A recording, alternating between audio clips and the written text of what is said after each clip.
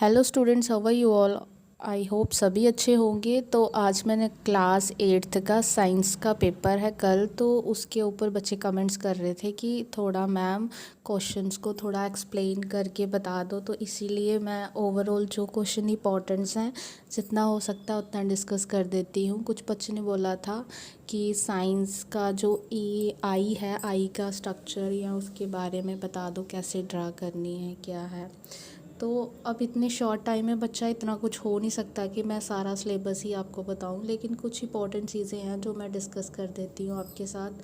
तो let's start and thank you so much मेरी videos को देखने के लिए। प्लीज़ जो मेरे पहली बार मेरी वीडियो देख रहा है तो वो मेरे चैनल को सब्सक्राइब कीजिए और मेरी वीडियो को शेयर कीजिए मोर एंड मोर।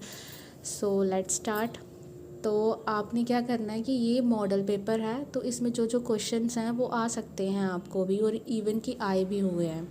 तो सबसे फर्स्ट क्वेश्चन है difference between animal cell and plant cell. जिन बच्चों ने नहीं किया है, जिन्होंने नहीं पढ़ा, तो वो ये 3 पॉइंट्स भी लिखेंगे तो बहुत है। पहला, जो रिजिड सेल वॉल होती है वो प्रेजेंट होती है, और उसमें क्या होती है, लैकिंग, मतलब कम, ना के बराबर है। उसके बाद जो क्लोरोप्लास्ट है वो प्रेजेंट होता है प्लांट में, और एनिमल में वो एब्सेंट होता है। ठीक है। वैक्यूल्स होते हैं जो क्या होते हैं कि जो लिक्विड जेली टाइप स्ट्रक्चर होता है प्रोटोप्लाज्म, उसके बीच में होते हैं। ठीक है, ऐसे डॉटर टाइप। तो वो क्या होते हैं, प्लांट में बड़े बड़े होते हैं। ठीक है, लार्जर इन साइज़ होते हैं, और एनिमल में वो एब्सेंट ही होते हैं, होते ही नहीं हैं। अगर होंगे तो स्मॉल, मतलब आप बोल सकते हो स्मॉलर साइज़ के होंगे। ठीक है, आप ऐसे भी लिख सकते हो कि वो लार्जर साइज़ के होते हैं और उसमें अगर होते हैं तो स्मॉल। ठीक है, ये स्पीसीज़ पे डिपेंड करता है, किसी स्पीसीज़ पे होते हैं सेल वैक्यूल, किसी में नहीं होते हैं। एनिमल की बात हो रही है। उसके बाद है स्ट्रक्चर ऑफ आई। देखो, स्ट्रक्चर ऑफ जो आई है वो मोस्ट इम्पॉर्टेंट है। ठीक है, रिपीटेड क्वेश्चन है जो बार बार लाइट का आता है। ठीक है, तो इसमें आपने क्या करना है, कि जो आई का जो स्ट्रक्चर है, देखो अगर आपको 5 नंबर का आता है, थोड़ा बहुत आपने क्या करना है, अगर तो आपको पार्ट आते हैं इसके, तो पार्ट के बारे में बता दो। कॉर्निया हो गया, रेटिना हो गया। ठीक है, फिर उसके बाद ऑप्टिक नर्व हो गया, प्यूपल हो गया। इसका अगर आपको डेफिनेशन अगर आप कर लेते हो तो वेल एंड गुड। ठीक है, तो वो भी आप लिख सकते हो। जिन बच्चों ने नहीं की है डेफिनेशन, तो वो यहाँ से भी कर सकते हैं। तो ये जो अगर आपको डायग्राम आएगी, ह्यूमन आएगी, तो आपने एक डायग्राम बना देनी। पहले सर्कल बनाना है, उसको थोड़ा सा आगे से कर्व्ड शेप में रखना है। ठीक है, और आपको ये इतने ज़्यादा पार्ट्स दिए हैं, आपको एक ऑप्टिक नर्व साइड से बनानी है। फिर उसके बाद रेटिना की बना देनी है। रेटिना इसलिए शो करना है क्योंकि वहाँ पे हमारी इमेज बनती है। ठीक है, उसके बाद एक मसल्स, फिर आई का कलर जो है, ठीक है, एरस, उसके बारे में, प्यूपल के बारे में, फिर कॉर्निया जो ट्रांसपेरेंट होता है वो। ठीक है, ये 2-3 के आपने नाम लिखने हैं। ठीक है, ये भूलना नहीं है बिल्कुल भी। ठीक है, 5 या 6 आप अगर नाम लिख दो तो दैट्स इनफ।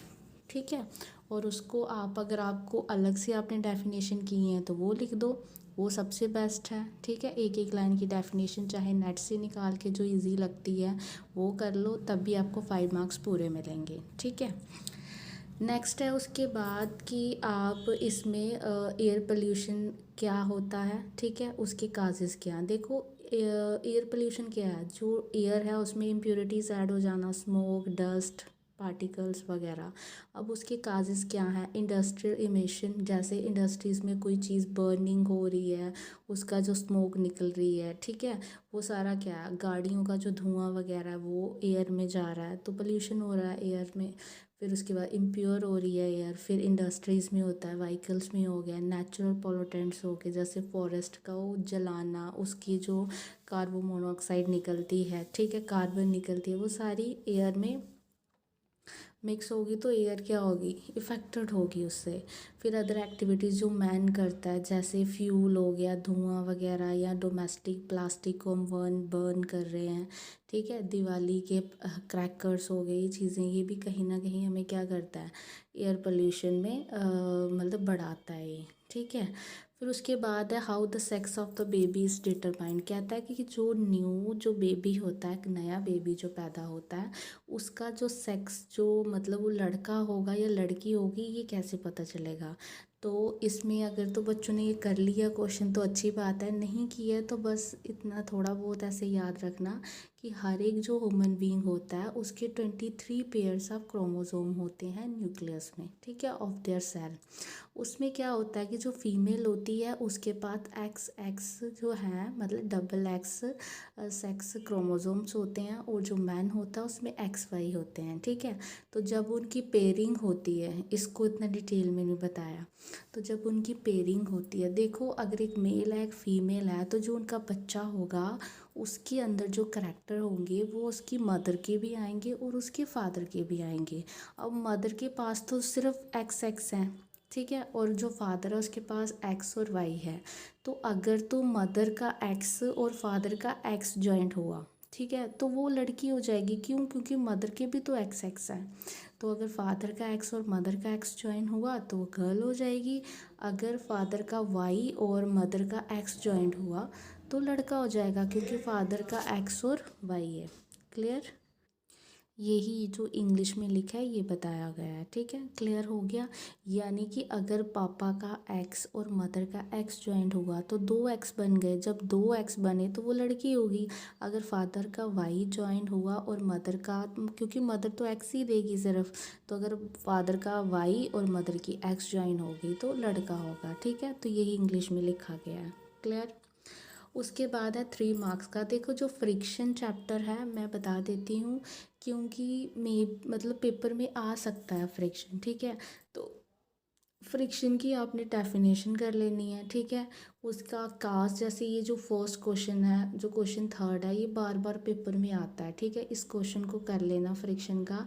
फ्रिक्शन क्या है? एक सिंपल लाइन में इक्वल मतलब इक्वल और ऑपोजिट फोर्स होती है जो हम फील करते हैं। जैसे अगर कोई दरवाज़ा है या कोई चीज़ है, अगर कोई दीवार है तो हम उसको धक्का लगा रहे हैं ताकि वो पीछे हट जाए, लेकिन दीवार क्या करती है? ऑपोजिट फोर्स लगाती है, क्योंकि हम दीवार को नहीं हिला सकते। तो जो ऑपोजिट में फोर्स होती है दैट इज़ फ्रिक्शन, ठीक है। अब अगर तो सरफेस क्या होगा? प्लेन होगा, रेगुलर, तो वो तो आराम से, लेकिन नहीं होगा अगर टेढ़ा होगा तो उसमें कहीं ना कहीं हमें फ्रिक्शन लगेगी, फील होगी चीज़ें, ठीक है। उसके बाद how to possible to write with chalk, ये शायद मतलब नहीं आएगा। कोमेट्स कर लेना, कोमेट्स इंपॉर्टेंट है, ठीक है। कोमेट्स पार्ट होते हैं सोलर सिस्टम। सोलर सिस्टम हमको पता सन है, और कम्बिनेशन किसका है?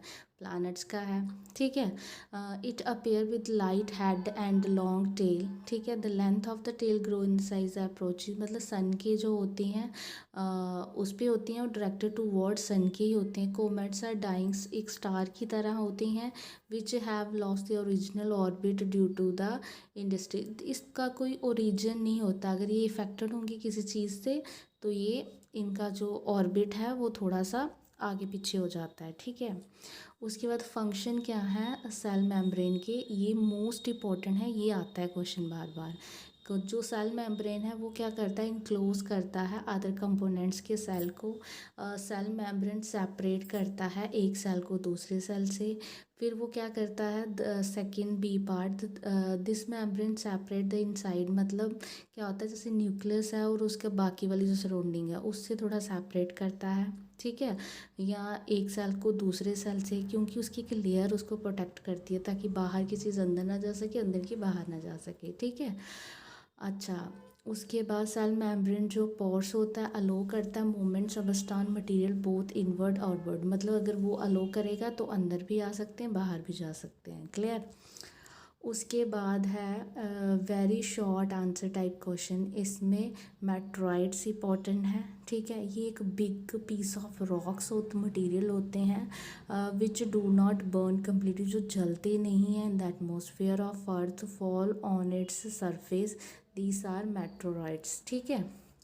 उसके बाद इम्पैक्ट क्या होता है पोल्यूशन एयर का, आपको पता है, उससे डिसीज़ होती हैं, ठीक है, लोग बीमार होते हैं अगर जो जिसमें सांस लेंगे वो प्योर नहीं होगी, ठीक है। मैन्यूर फर्टिलाइज़र का क्वेश्चन कर लेना। मैन्यूर क्या होता है, जो हम घर का जो मतलब हेल्प करते हैं, मतलब ताकि प्लांट अच्छे से ग्रो करे, ठीक है। फर्टिलाइज़र टाइप लेकिन नेचुरल जो होता है। और जो फर्टिलाइज़र होता है ये केमिकल्स होते हैं जो फैक्ट्रीज़ में बनते हैं, ठीक है। एडोलिसेंस ये आपको पता है। एज देखो, एडोलिसेंस एज का अगर तो आपको एमसीक्यूज़ आया तो आपने 12 से लेकर, ठीक है, मतलब अगर 12 से लेकर 19 12 तक 20 आप लिख सकते हो, ठीक है। तो ये टाइम आगे पीछे इसलिए एज करता है, जो आपकी बुक में होगा वही आप लिखिएगा, ठीक है। इलेक्ट्रोप्लाइटिंग क्या होता है, ये ऐसी प्रोसेस होती है जो कोटिंग करती है मेटल को, ठीक है। दूसरे मेटल में जाके वो जम जाती हैं या मतलब ऊपर कोटेड हो जाती हैं, उसको बोलते हैं। जैसे कोटिंग ऑफ सिल्वर, मतलब किसी चीज़ के ऊपर कोटिंग करना, ठीक है, मटीरियल। फिर उसके बाद चार्ज लूसिस टच, ये रहने दो। Why phosphorus is store in the water, उसको वाटर में क्यों स्टोर किया जाता है। Phosphorus is a very reactive non metal होता है, ये जल्दी से आग पकड़ लेता है इफ़ एक्सपोज इन एयर, अगर उसको एयर में एक्सपोज किया जाए। So to prevent the contact of phosphorus with atmosphere oxygen it is store in water, इसलिए उसको वाटर में स्टोर किया जाता है। क्लियर, ठीक है। ये कुछ क्वेश्चंस हैं, ये फिलअप्स हैं, ये आप कर लोगे, ठीक है। तो दैट्स ऑल। अगर और भी बच्चों को क्वेश्चन चाहिए, जैसे ये चीज़ मैंने थोड़ा बहुत बता दिया, अब सारे क्वेश्चन हैं मैं इतना डिस्कस नहीं कर पाऊँगी। हाँ, अगर कोई चैप्टर है, अगर आपको उस चैप्टर में इम्पोर्टेंट में कोई चीज़ पढ़नी है तो आप मुझे कमेंट्स कर देना, मैं उस पर वीडियो अपलोड कर दूँगी, ठीक है। That's all. अगर आपको मेरी वीडियो अच्छी लगी तो प्लीज़ मेरी वीडियो को लाइक कीजिए, शेयर कीजिए और भी 8th क्लास के बच्चों को, ताकि उनको भी हेल्प मिल सके, उनका भी साइंस का पेपर अच्छा हो जाए, ठीक है। Thank you so much. मेरी वीडियो को जितना हो सके उतना शेयर कीजिए और थैंक यू मेरी वीडियो को देखने के लिए। Thank you so much.